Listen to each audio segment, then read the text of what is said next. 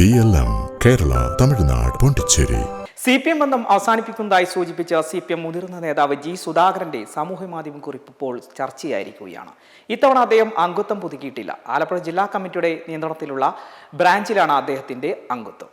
സംസ്ഥാന കമ്മിറ്റിയിൽ നിന്ന് ഒഴിവാക്കിയ ശേഷം സാധാരണ അംഗമായുള്ള പ്രവർത്തനത്തെപ്പറ്റി നേതാക്കൾ തന്നോട് അന്വേഷിച്ചില്ല തുടങ്ങി നേതൃത്വത്തിനെതിരെ രൂക്ഷമായ വിമർശനവും കുറിപ്പിലുണ്ട്. സ്ഥാനാർത്ഥിത്വത്തെപ്പറ്റി MV ഗോവിന്ദൻ നടത്തിയ പ്രതികരണമാണ് സുധാകരന്റെ അതൃപ്തിക്ക് കാരണമെന്നാണ് സൂചന. സുധാകരനെ പരിഗണിക്കുമോ എന്ന ചോദ്യത്തിന് പരിഹാസത്തോടെയായിരുന്നു MV ഗോവിന്ദന്റെ മറുപടി നൽകിയത്.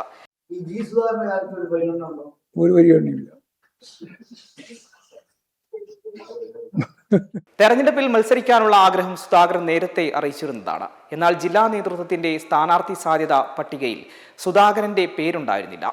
ഇതെല്ലാം സുധാകരനെ പ്രകോപിപ്പിച്ചിട്ടുണ്ടാകുമെന്നാണ് സൂചന. ആലപ്പുഴയിലെ സിറ്റിംഗ് MLA-മാരെയെല്ലാം ഉൾപ്പെടുത്തിയാണ് ആലപ്പുഴ ജില്ലാ നേതൃത്വം സംസ്ഥാന നേതൃത്വത്തിന് സ്ഥാനാർത്ഥി സാധ്യത പട്ടിക നൽകിയത്. കായംകുളം, അരൂർ എന്നീ മണ്ഡലങ്ങളിൽ മാത്രമാണ് ഒന്നിലേറെ സ്ഥാനാർത്ഥികളെ നിർദ്ദേശിച്ചിരിക്കുന്നത്. കായംകുളത്തെ പ്രതിഭയ്ക്ക് പുറമെ R. നാസർ, KH. ബാബു ജോൺ എന്നിവരെയാണ് നിർദ്ദേശിച്ചിരിക്കുന്നത്.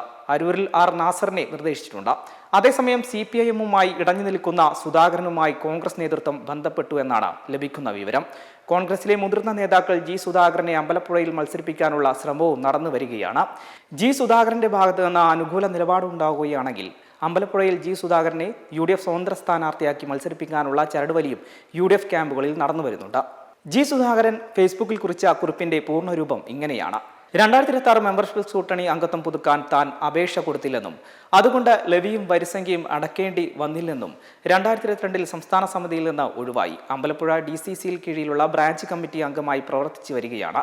വീണു പരിക്കേറ്റ ശേഷം ഒരു ബ്രാഞ്ചിനൊഴികെ മറ്റെല്ലാത്തിലും കൃത്യമായി പങ്കെടുത്തിരുന്നു. 43 വർഷത്തെ സംസ്ഥാന കമ്മിറ്റി അംഗത്തിന് ശേഷം ബ്രാഞ്ചിൽ വന്ന് പ്രവർത്തിച്ചപ്പോൾ എങ്ങനെയുണ്ടെന്ന് ഒരു തവണ പോലും ജില്ലാ സെക്രട്ടറി അന്വേഷിച്ചില്ല.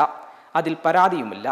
63 വർഷക്കാലത്തെ പാർട്ടി അംഗത്വ ചരിത്രമുള്ള തനിക്ക് ഒരു പൊതുപരിപാടികളൊന്നും ജില്ലാ സെക്രട്ടറി കഴിഞ്ഞ 5 വർഷക്കാലം നൽകിയിട്ടില്ലെന്നും കുറിപ്പിൽ പറയുന്നു.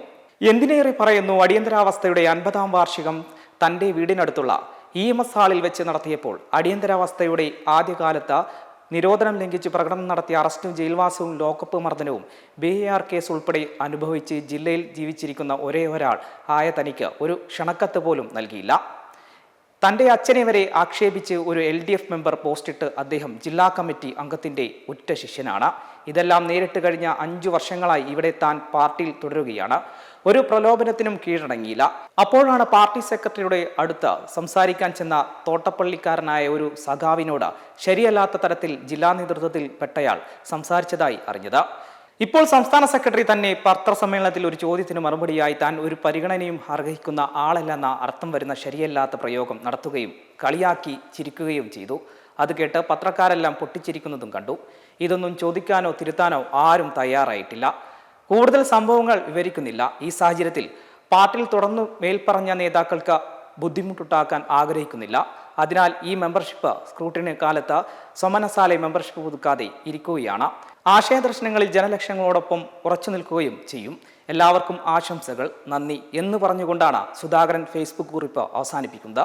ജി സുധാകരന്റെ ഫേസ്ബുക്ക് കുറിപ്പ് ചർച്ചയായതോടെ CPM-നുള്ളിൽ പ്രശ്നം ചർച്ചയായിട്ടുണ്ട്. അതേസമയം CPM-മായി ഇടഞ്ഞു നിൽക്കുന്ന ജി സുധാകരനെ അമ്പലപ്പുഴയിൽ UDF സ്വതന്ത്ര സ്ഥാനാർത്ഥിയാക്കാനുള്ള ശ്രമങ്ങൾ കോൺഗ്രസിനുള്ളിൽ ശക്തമായി നടക്കുന്നുണ്ട്. മെമ്പർമാരുടെ നിക്ഷേപങ്ങൾക്ക് ഉയർന്ന ലാഭവിഹിതം നൽകുന്ന കേന്ദ്ര സർക്കാർ സഹകരണ registered society Bharat Lajna multi state housing cooperative society limited.